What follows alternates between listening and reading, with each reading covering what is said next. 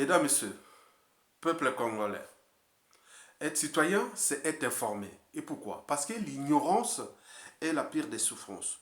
Le savoir et la connaissance vous libèrent. Pour info, les tractations entre Denis Sassou Nguesso et le général à la retraite Louis-Sylvain Goma sont au point mort. Alors, pourquoi ces tractations n'aboutissent-elles pas? Et c'est ce que je vais vous révéler. Pour commencer, je vous informe que être citoyen, c'est être informé, que l'ignorance est la pire des souffrances, que le savoir et la connaissance vous libèrent, que la mémoire se construit et se transmet, et que l'espoir se donne. Et pourquoi? Parce que le futur, c'est tout justement le passé et le présent qu'on ignore. Donc nous allons partir un peu repartir vers le passé, des acteurs qui sont aujourd'hui au cœur de l'enjeu de la formation de ce gouvernement de Denis Sassou Nguesso, après son hold-up mortuaire de 21 mars dernier. Donc, vous avez des individus ici que vous pouvez voir, que vous voyez là.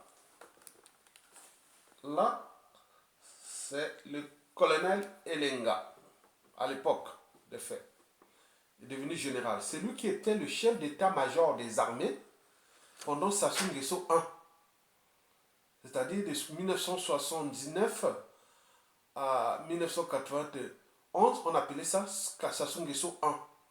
Et lui, il était chef d'état-major des armées jusqu'à peu près jusqu'en 1987. 1987. C'était lui qui dirigeait les armées congolaises. Et là, c'est Louis-Sylvain Goma qui était devenu Premier ministre, qui était Premier ministre de 1975 à 1984. Souvenez-vous, Louis-Sylvain Goma. Et là, le général Mokoko, il fut d'abord chef de la commandant de la ZAB, zone autonome militaire de Brazzaville, puis chef d'état-major des armées à partir de 1988 au remplacement de Elenga. Et là, c'est Ngolondele. Lui, il s'occupait des services secrets tout au long de Sassou Nguesso I. De 1979 à 1991, c'est lui qui commandait les services secrets. C'est lui. Après les autres là-bas, l'armée de l'air, autres. Bon. Voilà pour la petite histoire. Et donc, alors, pourquoi les négociations entre le général à la retraite Louis-Sylvain Goma et Denis Sassou Nguesso, c'est son ami, hein? Bon. Pourquoi ces négociations n'aboutissent-elles pas? Il faut aller voir ce qu'on pouvait lire déjà, ce que Bilal a écrit. C'est génial. Vous pouvez voir déjà l'image, je vais vous lire cette image.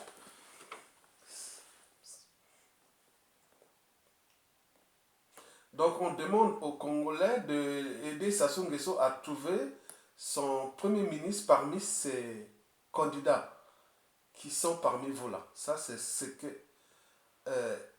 Bilal demande aux Congolais de trouver pour Sassou Nguesso. C'est l'un des candidats qui doit être parmi ces gens-là.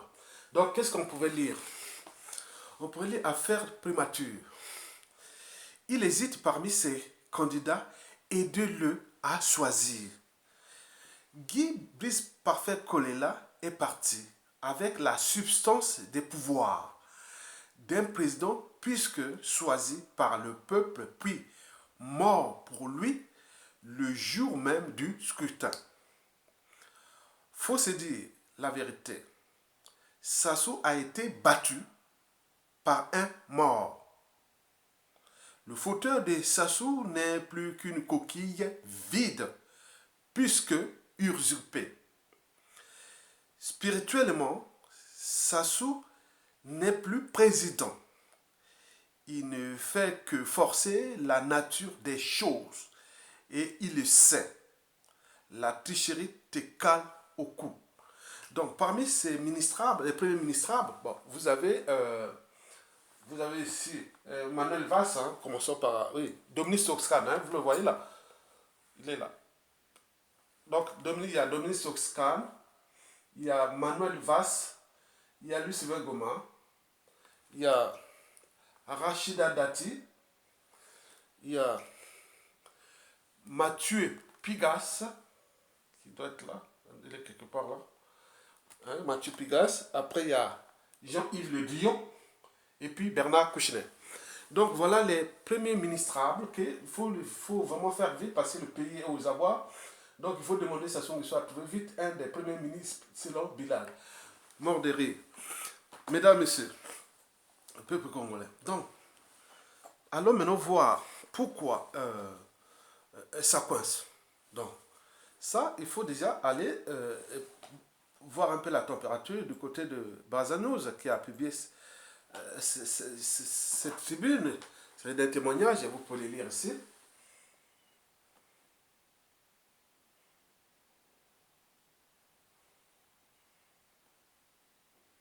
C'est la vérité. Et donc, voilà ce qu'il a écrit. C'est un témoignage. Les tractations entre le général Louis-Sylvain Goma et le chef suprême de la dette n'aboutissent pas depuis qu'il a été reçu par ce dernier à Oyo, dans le village de Dou. Il est qualifié d'être trop exigeant par l'entourage du dictateur. En effet, pour lui, c'est-à-dire pour Louis-Sylvain Goma, au moins 92% des ministres de la Nouvelle République ne doivent pas être reconduits. Donc il faut virer tous ces gouvernements, 92% des ministres de Sassou, il faut les virer tous. Il a exigé de travailler avec ceux dont Sassou ne veut entendre parler. Ainsi, il veut que les prisonniers politiques soient libérés. Et surtout le général Jean-Marie Michel Mokoko, qu'il considère comme son cadet.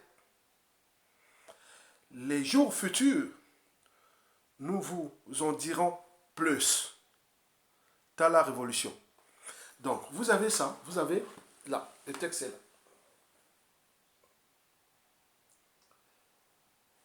Et donc, si on pouvait aller en arrière,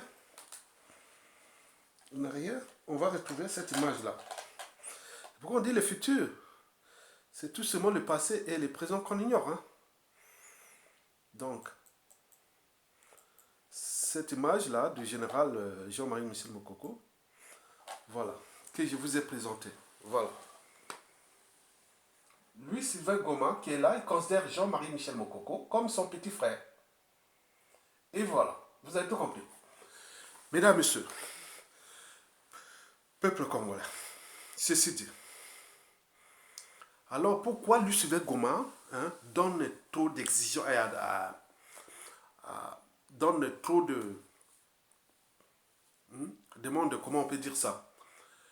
Pourquoi le général Louis-Sylvain Goma est-il très exigeant envers Sassou Nguesso? Mais parce qu'il les connaît. Il les connaît de A à Z. C'est un ami. Il les connaît de A à Z. Et ces tractations n'aboutissent pas parce que d'abord, pour lui, c'est un problème de conscience. Il veut réparer quelque chose qu'ils ont laissé faire. Je vous l'ai dit que pendant Sassou Nguesso 1, celui-ci ne contrôlait rien. Au niveau militaire, politique et autres, il y avait des cerveaux. Il y avait des cerveaux. La matière grise, civile, militaire. Et beaucoup de ces gens-là ont été écartés. Beaucoup ont été assassinés. Nous sont enterrés comme des rats. Et c'est nous qui faisons maintenant, la mémoire du futur. Et tout ce monde-là, les vieux-là, ils n'en parlent pas. Même les enfants, petits-enfants.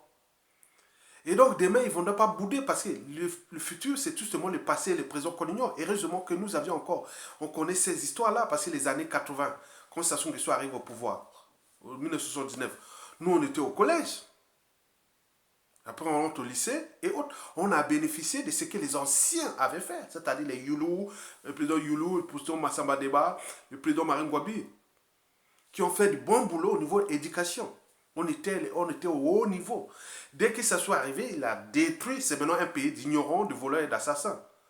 Et donc, quand lui, Sylvain Goma, c'est un peu de donner, avec ces exigences-là, c'est un peu avec les logiciels de ce qu'on avait l'esprit, c'est-à-dire l'intérêt général, sort de la raison, de l'esprit qui dit la conscience, et des choses comme ça. On ne peut pas tout donner, laisser un pays aux mains d'une famille, et qui est déjà incompétente, où l'intelligence est suspecte.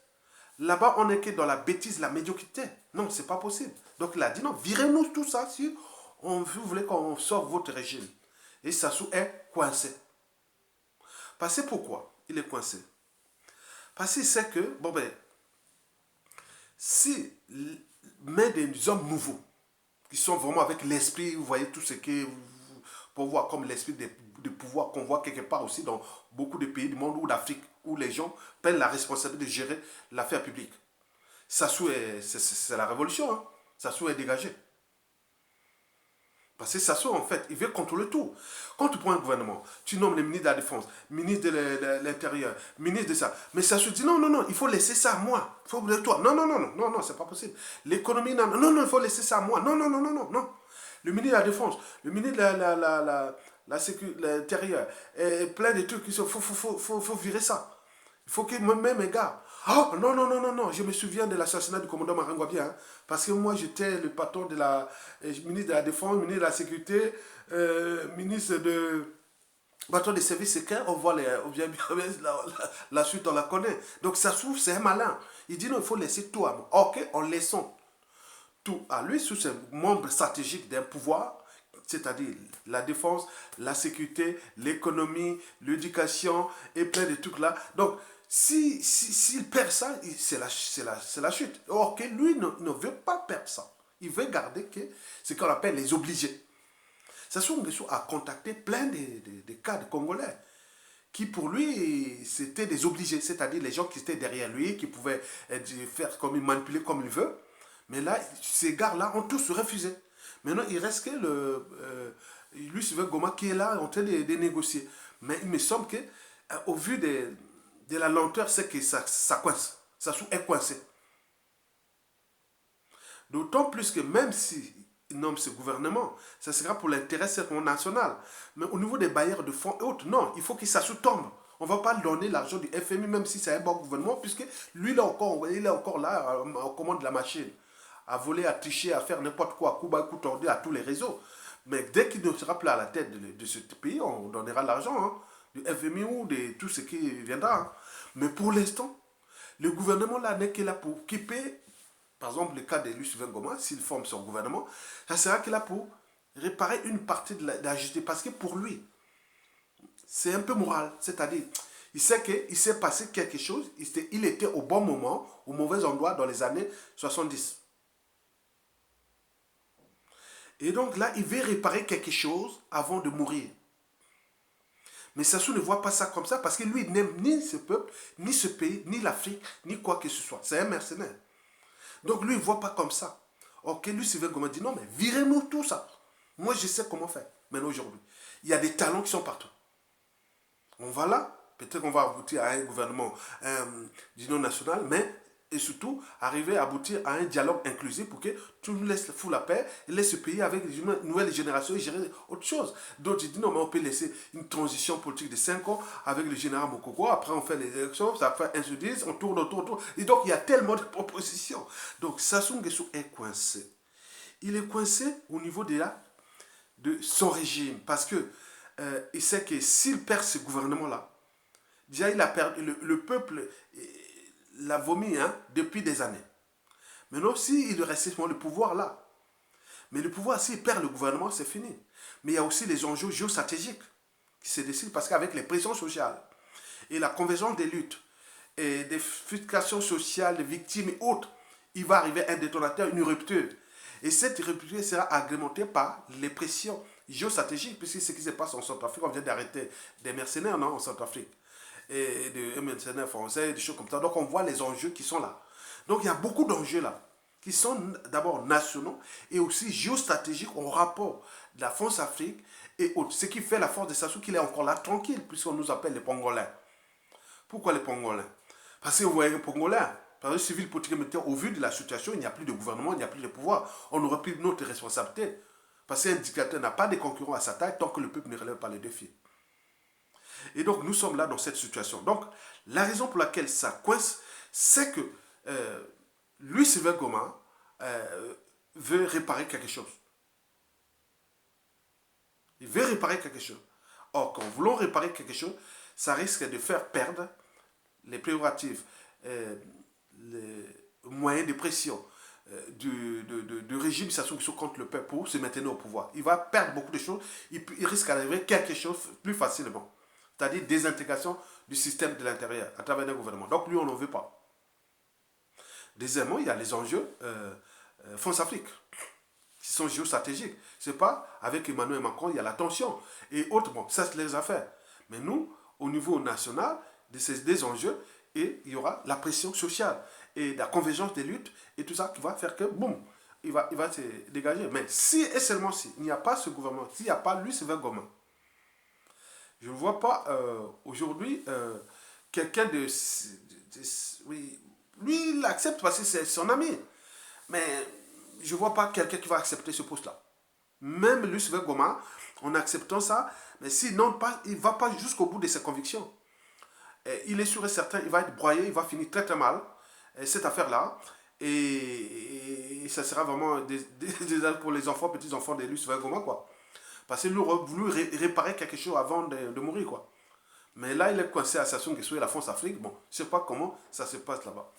Donc, aux dernières nouvelles, comme je vous l'ai dit, c'était ça. Je vais lire l'information là pour conclure. Hein. Comme ça, vous aurez l'information. Donc, vous avez entendu ce que Bilal a dit pour le Premier ministre, mais maintenant, là, je vais lire seulement ce que Bazin nous a écrit. Les tractations entre le général Louis Sylvain Goma et le chef suprême de la dette n'aboutissent pas depuis qu'il a été reçu par ce dernier à Oyo, dans le village de Dou. Il est qualifié d'être trop exigeant par l'entourage du dictateur. Quelqu'un qui est pour l'intérêt général, pour l'intérêt de notre pays, dit qu'il est exigeant. Et ces gens-là, ces jeunes-là, s'il n'y avait pas ce coup d'état sanglant France-Afrique, cet entourage serait où? Est-ce que nous, peuple congolais, nous les jeunes de ces années 80 et début des années 90, est-ce qu'on connaissait ces familles de Sassou Nguesso-là? Ils sont sortis nuls, ils sont sortis de partout après son coup d'état.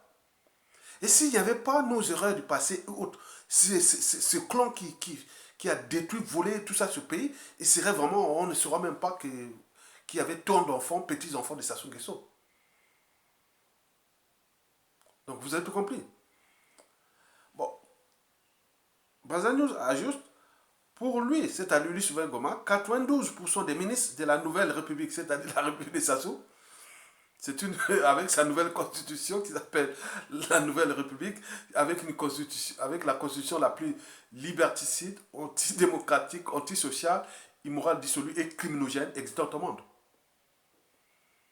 Donc avec cette Nouvelle République qui ne cesse d'enfoncer le pays, ces 92% des ministres doivent virer. Il ne doit pas être reconduit. Mais nous, si c'était un État naturel, un peu bien, il serait viré et il reste là. Vous ne pouvez pas sortir du territoire. Donc voilà, nous aurons beaucoup de choses à faire sur vous.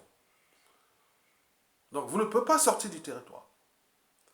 Beaucoup seront déjà mis en résidence surveillée et d'autres sont déjà foutus en prison. Ce serait comme ça. Mais là, ils sont encore là, tranquilles. Bon, très bien. Donc, il a exigé de travailler avec ceux dont Sassou ne veut entendre parler. Vous imaginez? Aussi, il veut que les prisonniers politiques soient libérés.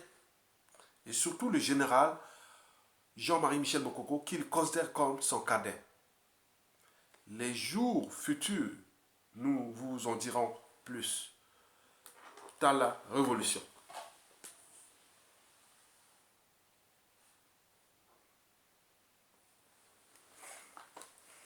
Bon, je vais faire honneur à mon petit Bilal.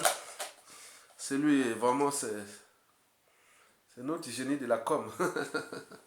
C'est le génie de la com, hein, en fait, Bilal. Oh là là, c'est ça. Regarde.